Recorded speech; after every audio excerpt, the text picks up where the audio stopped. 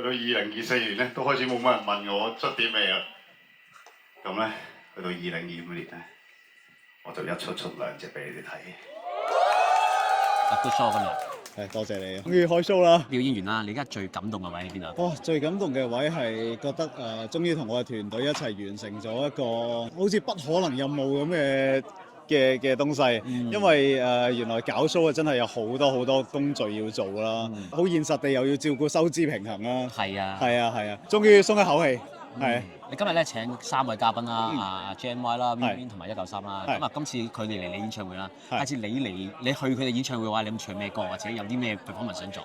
哇！下次咧，我一定要唱翻佢哋嗰陣，譬如咧，即係193啦，我同佢又唱過，頭先唱 I Just Wanna Dance 或者係再次 Puppy Love 啦，咁都係我寫嘅歌，下次要唱啲唔係我寫嘅。Win 就下次就要逼佢喺佢演唱會唱我首歌，係今次我唱佢首歌。咁另外有個抗議嘅，你幾時請肥仔做嘉賓？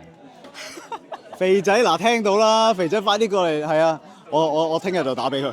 可以。係嗱，我哋而家下個 show 咧喺啟德，咁啊可以做嘉賓好冇？嗱，今日咁多觀眾過嚟啦，咁你有咩想同啲觀眾講？